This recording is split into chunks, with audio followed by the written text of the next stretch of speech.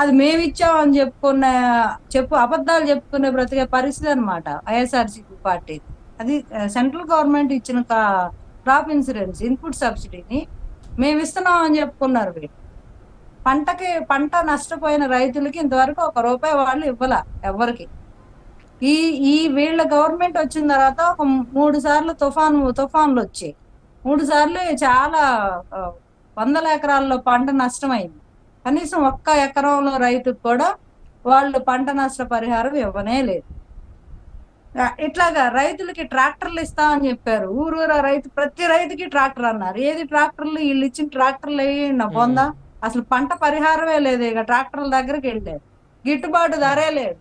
వాళ్ళు రైతులు ఎక్కువ మంది ఆత్మహత్యలు చేసుకుంది వైఎస్ఆర్సీపీ పార్టీ అధికారంలోకి వచ్చిన తర్వాత. ఎక్కువ మంది రైతులు దాదాపు 2700 పైచిలకు రైతులు ఆత్మహత్య చేసుకున్నారు. గత ప్రభుత్వం ఉన్నప్పుడు 5 ఏళ్లలో 1400 మంది చనిపోతే ఈ 5 ఏళ్లలో దాదాపు 2700 మంది పైచిలకు రైతులు ఆత్మహత్య చేసుకున్నారు. ఎందుకు చనిపోతారు మరి? మీరు అన్ని ఇస్తే రైతు భరోసా కేంద్రాలు ఎవరిని ఉద్ధరించడానికి? ఆ రైతు భరోసా కేంద్రాల వల్ల ఎవరికి ఉపయోగం ఉంది? ఈ రైతు భరోసా కేంద్రాలన్నీ ఒక మాఫియా డాన్ చేతిలో పెట్టుకొని అక్రమంగా బియ్యాన్ని రవాణా చేసుకోవడానికి తప్పితే దేనికి పనికి రావట్లా రైతు భరోసా కేంద్రాలు. వీళ్ళు పెట్టిన భరోసా కేంద్రాల వల్ల ఎంతమందికి రైతులకు భరోసా ఇచ్చారు, ఏం చేశారు అనేది ఈ వైసీపీ సోదరుడు చెబుతాడు. ఇప్పుడు చెబుతారులేండి వాళ్ళు. ఇంకా కూర్చోబెట్టి వినేవాడు ఎర్రేళ్ళు అయితే చెప్పేవాళ్ళు వైసీపీ వాళ్ళు అని మనం ఉన్నాం కాబట్టి వాళ్ళు ఇంక యోగదంపుడు ఉపన్యాసం స్టార్ట్ చేస్తారు ఇంకా.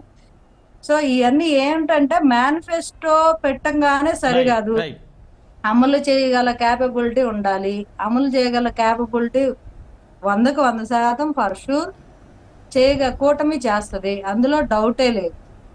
సో ఇంకొకటి ఏంటంటే వీళ్ళు ఏదేదో చెప్పుకొస్తున్నారు. పోర్టులు మొన్న జగన్మోహన్ రెడ్డి గారంట అభివృద్ధి గురించి చెప్తున్నారు. పోర్టులు అంట ఇంకా అండర్ కన్స్ట్రక్షన్ లో ఉన్నాయంట.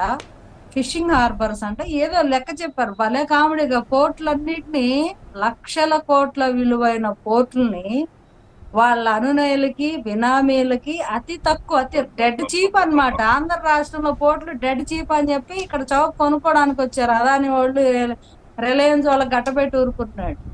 దానిలో ఈయన వాటా ఎంతో ఇన్నర్ పార్ట్. రేపు వచ్చాక గవర్నమెంట్ మారిన తర్వాత ఈయన స్కామ్లు అన్ని బయటకు తగ్గుతారు. లక్షల కోట్ల విలువైన పోర్టులు అప్పనంగా ఖర్చు పెట్టి దాన్ని చేసేది ఏందయ్యా అంటే వీళ్ళ కంట్రోల్లో పెట్టుకొని ఒక గంజాయి సరఫరా, గంజాయి రవాణా, డ్రగ్స్ రవాణా, అక్రమ బియ్యం తరలింపు, అలా ఇలాంటి అసాంఘిక కార్యక్రమాలు చేస్తున్నారు వీళ్ళ కంట్రోల్లో పెట్టుకొని. అంతే పోర్టులు. అంతకు మించి దాని వల్ల ఉపయోగం లేదు. ఫిషింగ్ హార్బర్స్ గుడ్డు ఏదేదో చెప్తున్నారు కానీ వీటి వల్ల మళ్ళీ వస్తాను మీ దగ్గరికి. శివభారతి గారు మళ్ళీ వస్తాను మనతోటి